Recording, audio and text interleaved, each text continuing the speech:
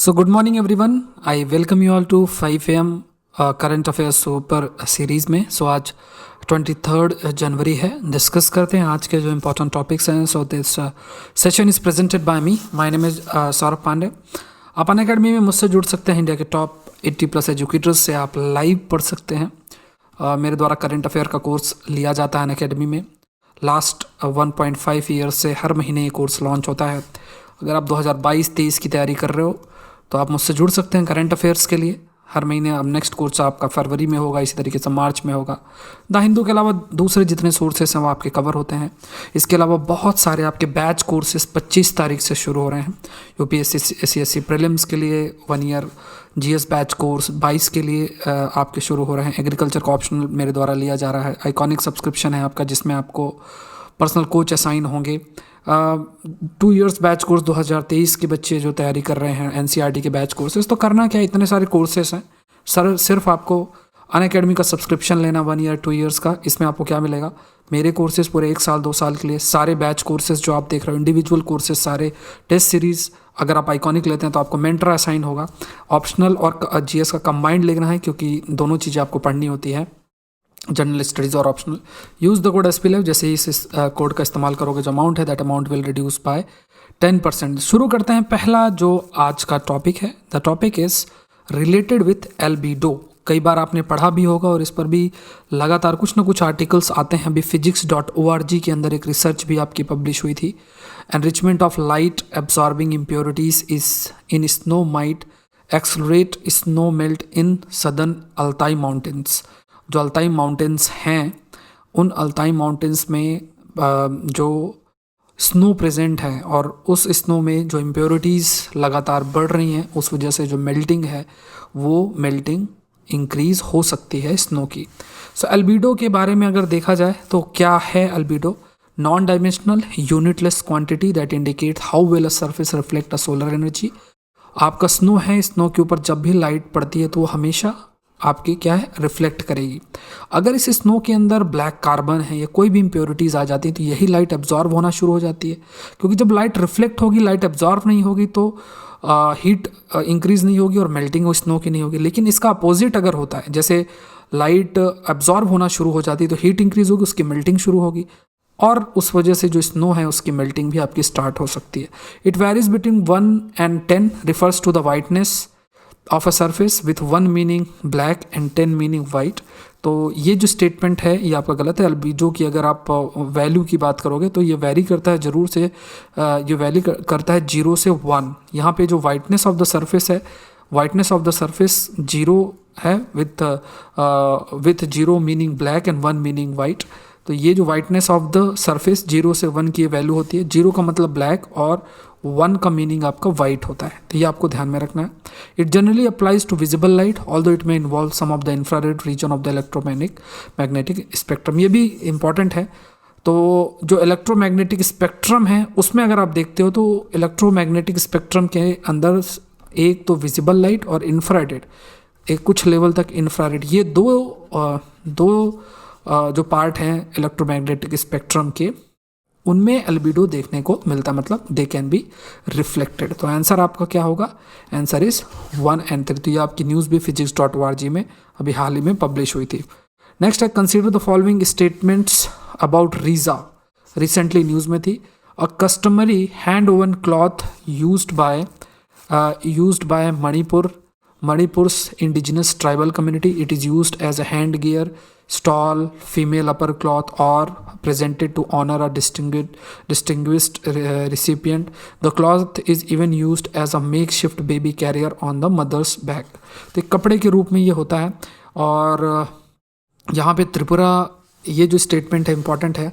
ये हाथ से बना हुआ ये क्लॉथ है, ट्रेडिशनल क्लॉथ है और इंडिजिनस ट्राइबल कम्युनिटी त्रिपुरा के द्वारा ये बनाया भी जाता है. इसका काफ़ी इंपॉर्टेंस बढ़ सकता है.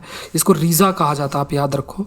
इसके बहुत सारे रूप में इस्तेमाल किए जा सकते हैं. हैंड गियर, फीमेल अपर क्लॉथ, स्टॉल के रूप में इस्तेमाल किया जा सकता है. बेबी को कवर करने के लिए कैरी, जब आप बेबी को लेते हो तब इसका इस्तेमाल किया जा सकता है. तो आपको ये रीज़ा याद रखना है, ये त्रिपुरा से रिलेटेड है. तो ये स्टेटमेंट आपका गलत हो गया. दोनों स्टेटमेंट्स आपके सही हैं. आंसर आपका होगा दैट इज़ 2 और 3। तो ये आपका इंडियन एक्सप्रेस में ये न्यूज़ भी आपकी आई थी। Consider the following statement about vaccine. Vaccine पर हमेशा से कुछ ना कुछ आर्टिकल आते रहते हैं। अभी इंडियन एक्सप्रेस में भी एक आर्टिकल आपका एक आया था, उसी पर बेस्ड आपका एक क्वेश्चन ही है।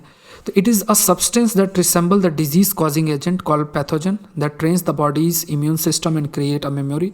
बहुत सिंपल सी बात है। देखो, वैक्सीन में सिंपल सी चीज़ जो होता है वो यही है कि जो भी कॉजल ऑर्गेनिज्म है, जिसे आप पैथोजन कहोगे, वायरस या बैक्टीरिया, वो वीक फॉर्म में या किल्ड फॉर्म में आपके शरीर में इंट्रोड्यूस किया जाता है और आपका शरीर उसके खिलाफ एंटीबॉडीज़ बना लेता है। आपके शरीर में एक मेमोरी प्रेजेंट हो जाती है। जैसे है वायरस बैक्टीरिया, वही वायरस बैक्टीरिया जिसके खिलाफ एंटीबॉडीज़ बनी हुई हैं, अगर वो आपके शरीर में एंटर करेगा तो ये एंटीबॉडीज़ उसे मार देंगी, इन्फेक्शन के चांसेस कम आपके हो जाएंगे। तो ये एक पॉइंट आपको ध्यान में रखना, जो कि वी कैन से कि काफ़ी इजी है, आप लोग को सभी को पता भी होगा। उसके बाद clinical trials in human beings are carried out in 5 phases. तो यहाँ पे 5 नहीं, मेनली 3 फेसेस होते हैं। इस पर भी हमने डिस्कशन कई बार किया हुआ है। It is estimated that every dollar spend on childhood vaccine adds $44 to economy by insuring that childrens grow up to be healthy adults. ये बहुत ज़रूरी है, ठीक है, ये बहुत ज़रूरी है। इसका रीज़न ये है कि अगर आपके आज की यंग जनरेशन, छोटे बच्चे अगर वो हेल्दी होते हैं तो फ्यूचर जनरेशन भी हेल्दी रहेगी और हेल्दी सिटीजन्स हेल्दी कंट्री को बनाएंगे। $1 आज जब उनके वैक्सीन पे आप खर्चा करते हो तो वो आपको $44 मतलब 44 टाइम्स ज़्यादा अर्निंग आपकी इकनॉमी के लिए बेनिफिशियल होता है। तो लॉन्ग टर्म में देखा जाए तो वैक्सीनेशन बहुत ज़रूरी है और ये फैक्ट आप वैक्सीनेशन की इंपॉर्टेंस के लिए भी शो कर सकते हो। तो आंसर आपका जो होगा दैट इज़ 1 और 3। नेक्स्ट है consider the following statement about emission control system. Emission control system बहुत ही सिंपल चीज़ है। जैसे अगर व्हीकल्स की बात करोगे, कोई भी व्हीकल्स है या कोई भी ऐसी चीज़ है जो वी कैन से कार्बन, कोई भी फ्यूल यूज़ करेगी, फ्यूल की बर्निंग की वजह से एमिशंस होंगे, कार्बन का एमिशंस होंगे और ये जो कार्बन का एमिशन होगा इसकी वजह से आपका पॉल्यूशन इंक्रीज होगा। कार्बन्स जो प्रेजेंट होंगे they will result in increase in air pollution, gases भी रिलीज होंगी, जो amount of green house gases हैं वो भी आपकी बढ़ सकती हैं। सो मोटर व्हीकल्स की, when you talk about motor vehicles have an emission control system that washes out exhaust gas limiting NOx in vehicular emissions। जो मोटर व्हीकल हैं, जो गाड़ियां हैं, उसमें एमिशन कंट्रोल सिस्टम होता है। जैसे NO2 जैसी गैसेस हैं, सल्फर डाइऑक्साइड जैसी गैसेस हैं, इनके रिलीज़ को रिड्यूस किया जाता है ना, बाय वॉशिंग आउट एग्जॉस्ट जो गैसेस हैं और लिमिटिंग जो नाइट्रोजन ऑक्साइड्स हैं व्हीकुलर एमिशन में। ये रेप्लिकेट आपका नहीं किया जा सकता airplane, as the emission control system would interfere with the thrust required to lift off the aircraft. तो जो सिस्टम आप एमिशन कंट्रोल का गाड़ियों में इस्तेमाल करते हो वो एयरप्लेन्स में आप इस्तेमाल नहीं कर सकते। इसलिए नया सिस्टम भी इसके लिए MIT के द्वारा हाल में डेवलप भी किया गया, क्योंकि अगर आप वही सिस्टम अपनाओगे तो वो कहीं ना कहीं जो डायनेमिक्स है एयरक्राफ्ट को, जो थ्रस्ट देने के लिए जिसका इस्तेमाल करके एयरक्राफ्ट उड़ती है, उसको अफेक्ट करेगा। तो इसलिए ये एमिशन कंट्रोल सिस्टम आपका जो मोटर व्हीकल्स में है वो एयरप्लेन्स में नहीं लगेगा। It employed to limit the discharge of noxious gases from the internal combustion engine and other components.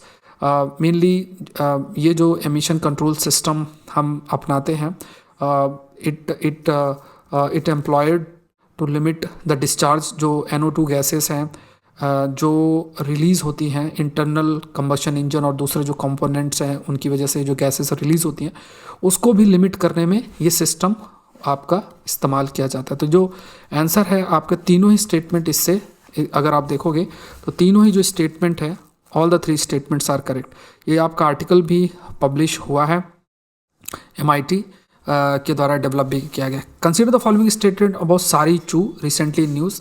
It is close to McMahon line. It is close to McMahon line, the de facto border with India's Uttarakhand. Sari Chu valley is consider holy ground by Tibetans. This area has been under Chinese control since 1959। तो यहाँ पे ये जो सारी चू है ये basically Chinese वहाँ पे अरुणाचल प्रदेश के पास है लोकेटेड, और चाइनीज़ वहाँ पे कंस्ट्रक्शन भी कर रहे हैं, विलेज का डेवलपमेंट भी कर रहे हैं, इसलिए वजह से ये न्यूज़ में है।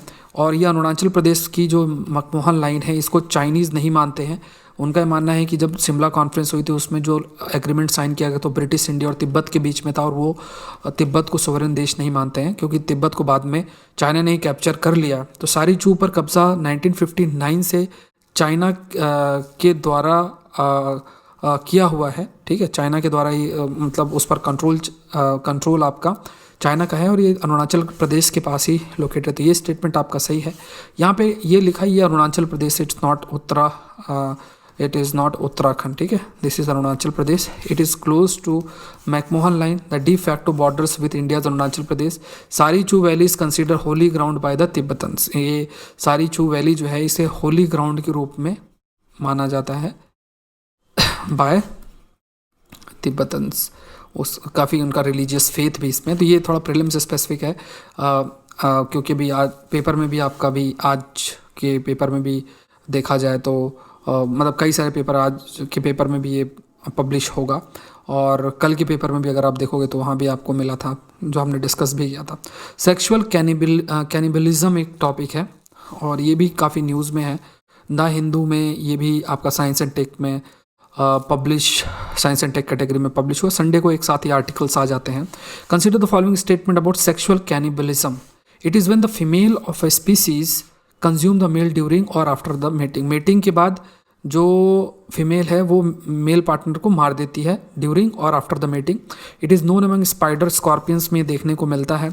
और males of cannibalistic species are generally hostile and unwilling to mate, thus many female of this species have developed adaptive behaviour to counteract male aggression. तो यहाँ पे क्या है कि जो एक्चुअली यहाँ पे जो फीमेल है वो बहुत ही मतलब they are unwilling to mate, और अगर मेटिंग होती है तो उसके बाद they have developed this sexual cannibalism, mainly जो एग्रेसिव बिहेवियर है मेल का उसको रोकने के लिए। तो ये स्पाइडर्स और स्कॉर्पियन में इस तरीके का बिहेवियर देखने को मिला है। तो ये स्टेटमेंट गलत है और बाकी दो स्टेटमेंट सही है। आंसर आपका होगा 1 और 2। Consider the following statement about Joynagar Moa. Recently आपका न्यूज़ में था Joynagar Moa. It's highly popular Gujarati sweet. तो ये गुजराती स्वीट नहीं है, बंगाली स्वीट है। कोई वेस्ट बंगाल से होगा, they must be aware about it. Available only during the winter month. It has earn the GI tag. इसको जीआई टैग मिला है। Joynagar being exported first time in its history it has been exported. तो ये आपको याद रखना है। सो ये बंगाली स्वीट है, ये तो गलत है। बाकी दोनों स्टेटमेंट्स आपके सही हैं। आंसर आपका आंसर इज डी। सो आज के लिए इतना ही। आई रिक्वेस्ट यू ऑल कि अनअकैडमी में आप मुझसे जुड़ सकते हैं। इस चैनल को ज़रूर से आप शेयर करें, सब्सक्राइब करें, जिससे कि ये चैनल धीरे धीरे ग्रो करे और ये सेशंस आपके कंटिन्यूसली चलते रहें। 5am सीरीज़ है, द हिंदू इंग्लिश में है। लाइक भी ज़रूर से इस सेशन को करें। अनअकैडमी से जुड़ने के लिए use the code that is SPLF। Thank you everyone and let's crack it.